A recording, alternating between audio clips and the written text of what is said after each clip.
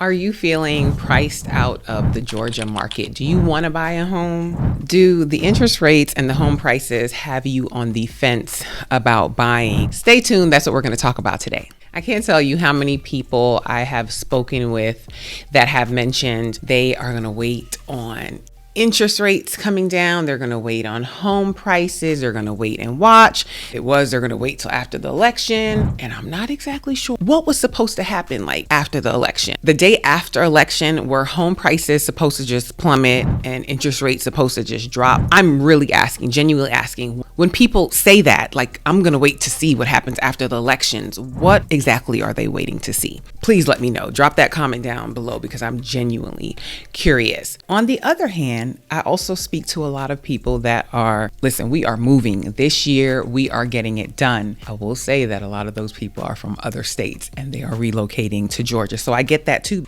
Describes housing affordability here in Atlanta. 11 Alive's Molly Oak shows us the new numbers, breaking down Metro Atlanta's affordability as more people are expected to move here. Affording Atlanta. Oh my God, it's so expensive. I feel like you have to live really far out in order to afford anywhere, a house or anything alone especially. I don't think it's affordable for people who don't have good monetary resources or family resources that have money. Affordability had been an city of Atlanta issue for a long time, but it is an issue which has been growing. Even affording Metro Atlanta. Every city in the 11 county metro is feeling the pinch. They're all faced with the affordability issue.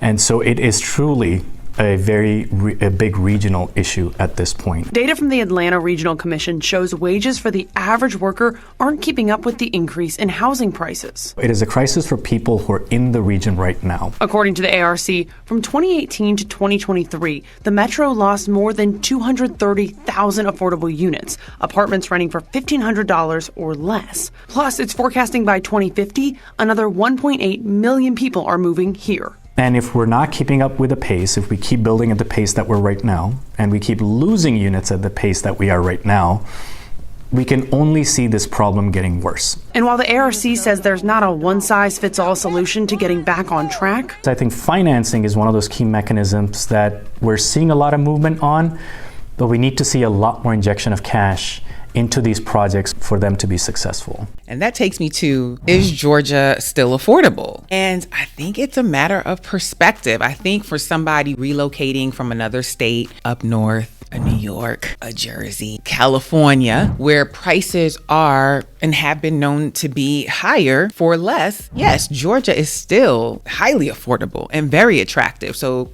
people are relocating here. On the other hand, if you are a Georgia native or you've lived in Georgia for a long time and you have seen prices continually, steadily increase, and then you also see what interest rates are doing or have done over time, yes, I can see from your perspective, you feel like Georgia is now expensive. Watch until the end because I am going to share some other states that you may want to consider if you are just like, listen, I am priced out of Georgia, but I do want to buy a home. You may need to consider moving to another state. So watch until the end. If you're like, no, I do not want to leave Georgia, I want to stay here, I want to share with you that at some point, if you truly want to become a homeowner, you're going to have to hop in the market. Let's try to go back a lot of it. For those of you that don't know, I was born and raised in New York, Cambria Heights, New York. I left there when I was 14, moved to Florida. I spent most of my formative years in Florida up until my 20s. And then I moved here, I want to say I was 26, 27, moved to Georgia. So I've seen different markets. And the reason I moved to Georgia was because it was so affordable. At the time, they were like giving away houses. Granted, the interest rate on my first home was 11% and 7%. Yes, I had two. 11 and 7. And I purchased. I do get that. Back then, I think the house that I bought was like 150,000. So those interest rates on that price home, I get it. It's different than today's market. But at the time, those house prices were lower and you could get a mini mansion. I mentioned this in other videos and I will link some here that you could get a mini mansion in Georgia for like $350,000. 400,000? You are living large in Georgia. Those days are gone. I don't foresee us seeing them again. And some people will say like Georgia had been low for a really long time. So it's just kind of natural evolution that the prices were going to increase. And so some people, they hopped in that pre-market crash market, prices were lower than the market crashed. And, that was a whole ordeal within itself.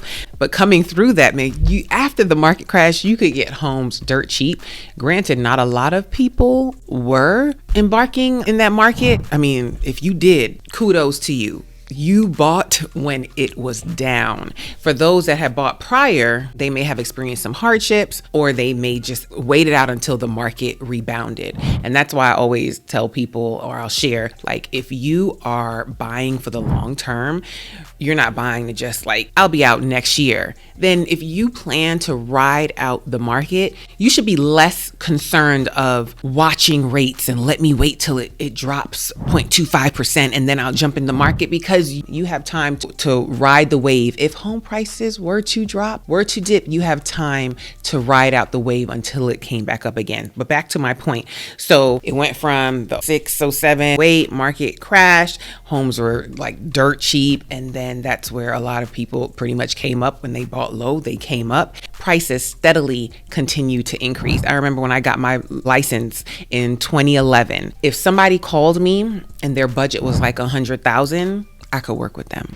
Damn! That's a doable budget. I could work with you at $100,000. In 25, What? $100,000. What is $100,000 buying you in 25 in Georgia? Please drop it down in the comments below, because it's not happening. I've seen fix and flip properties for more than $100,000, depending on the area that it's in, of course. Now, granted, you can get lower price homes in other areas. They're probably going to be further out, but that's a whole other conversation. So if you are interested in buying, give me a call and we can put a game plan in place, figure all that out. Back to my point.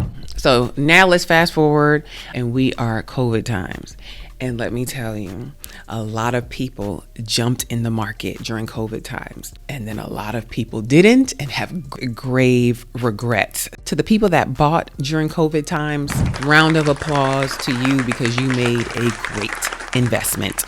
To the people that didn't, whether it was by choice, by circumstance, and people that I've talked to that didn't buy by choice, it was probably most of the times it was because fear held them back. They didn't know what to do. They didn't know what was going to happen, so they just waited. People that got in that market saw the best benefit.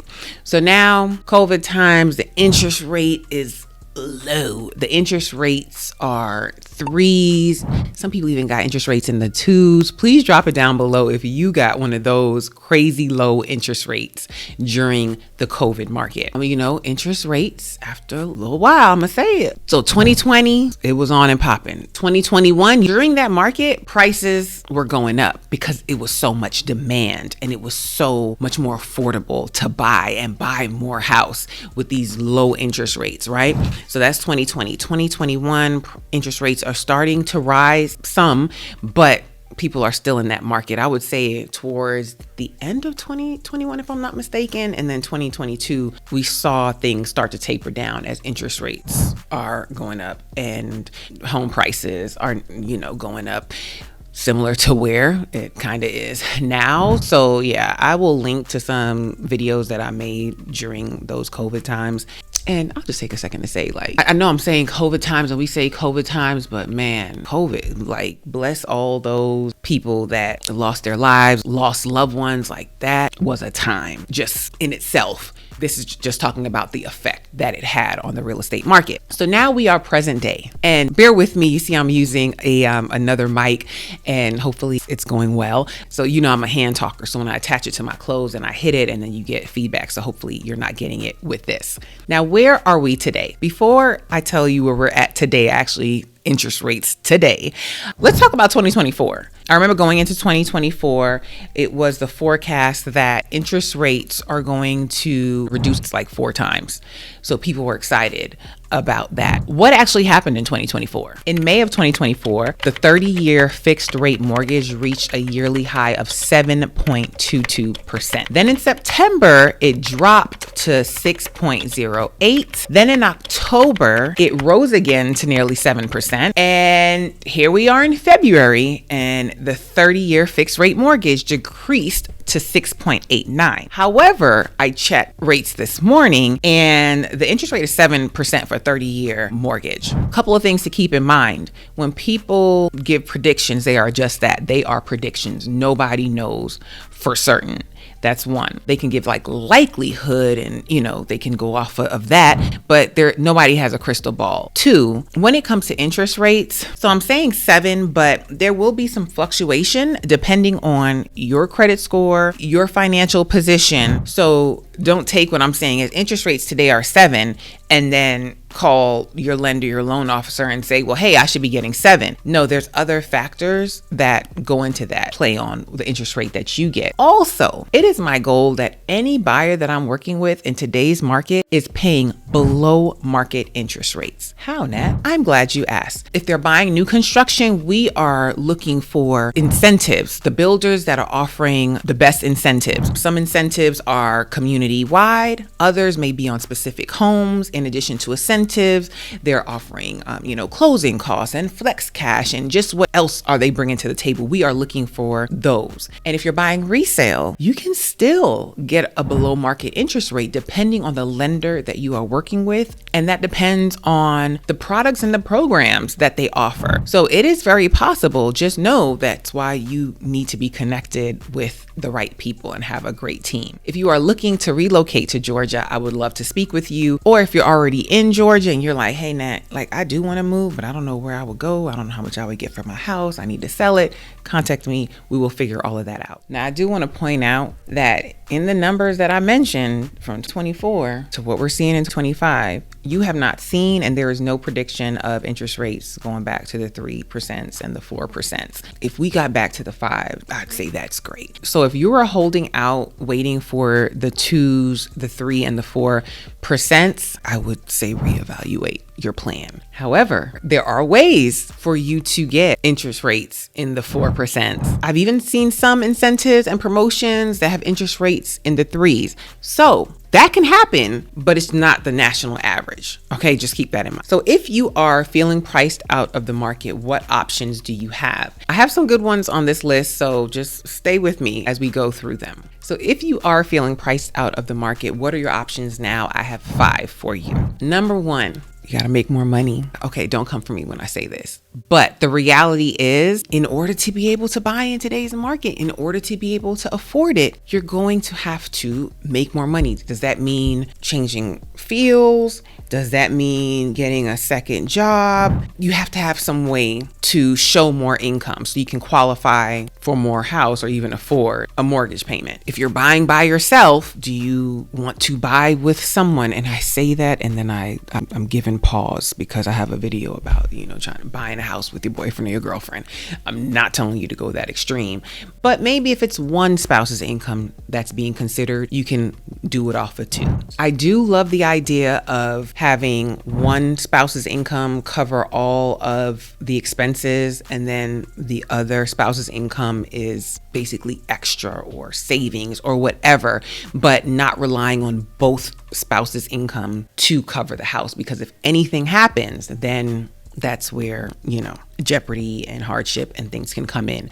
So that's one option, is making more money. Also keep in mind, if you say, well, I'm going to start driving Uber and then I'll go ahead and get qualified. Speak to a lender. There are time frames that they consider. Or if you say, I'm going to start this side business. I started this side business. Now we can buy this house. No, most lenders are looking for 2 years of that income. Now, granted, if you start something and money is like flowing, you don't have to wait 2 years. You can look at doing like a bank statement loan. So you have options there, but we need to look at making more money. Number 2 is buying less house. So you may have it in mind that you want the 5-bedroom, you want a basement, you want an acre of land, you want to be in the best school district, you want to be in this certain area. Maybe the best thing is for you to scale back on what you want and get what you need. Shout out to my clients. I closed with them when we first talked. They were like set on this community, very familiar with the builder,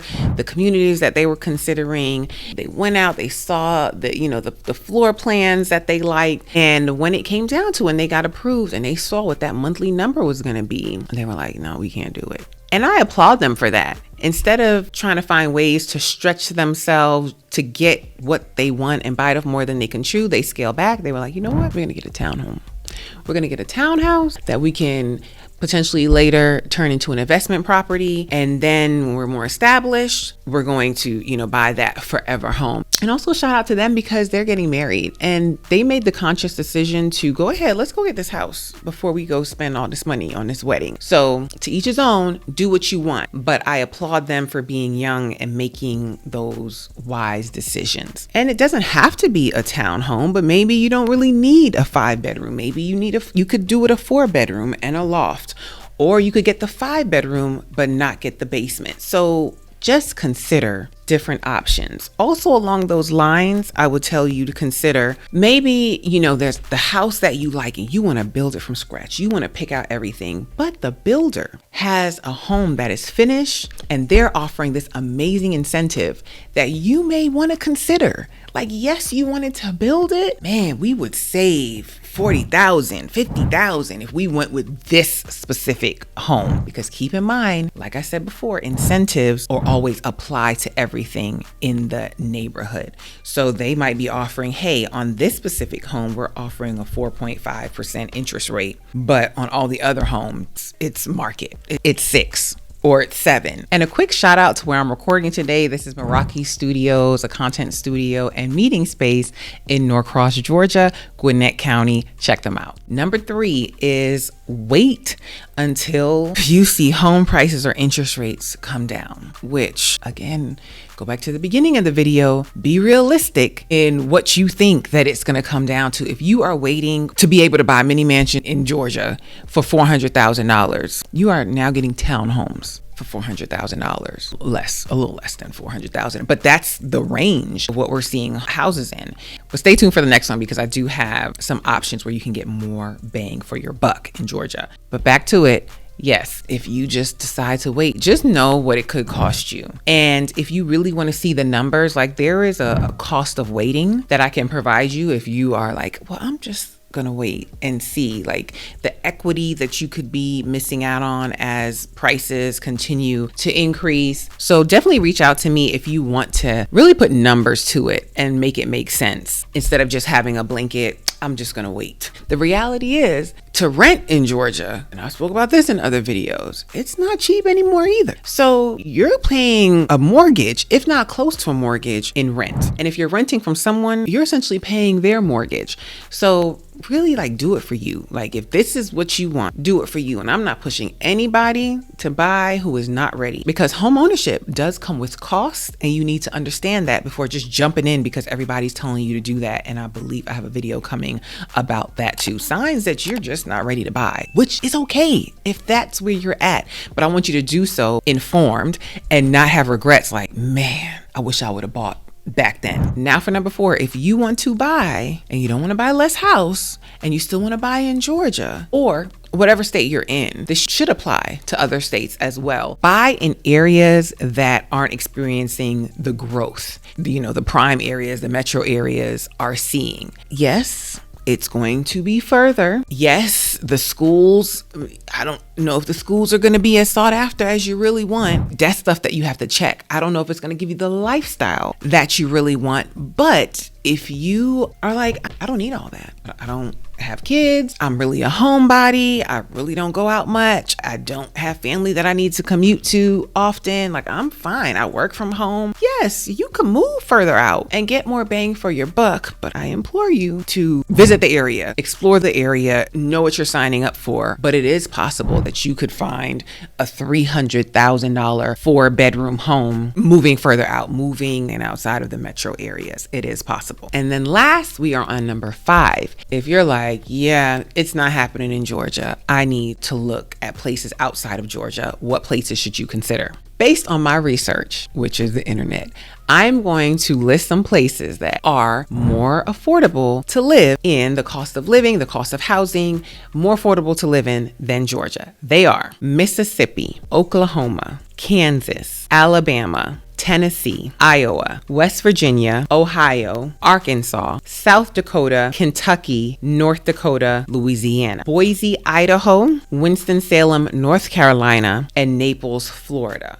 So the internet is saying that these places are more affordable to live in than Georgia. If you live in any of these places, have lived in any of these places, or are considering moving to any of these places, please drop it down below. I'm curious, do any of these states, any of these places on that list kind of interest you and say, let me consider, moving outside of Georgia? I'm going to go out on a limb here and just say that none of these places on this list are giving me comparable to Atlanta, comparable to Metro Atlanta in Georgia. And granted, Georgia is big. I mentioned this in another video. Everywhere in Georgia is not like Atlanta or Metro Atlanta, but a lot of people move here because they want the vibe. They want the life. Don't necessarily want to live right inside of the action in Atlanta, but they want to live close enough to it. They want a slower pace of life, but they also don't want to be in the boondocks. They don't want to see tumbleweed just blowing down the street. Atlanta, Metro Atlanta, it is what it is. If you know, you know.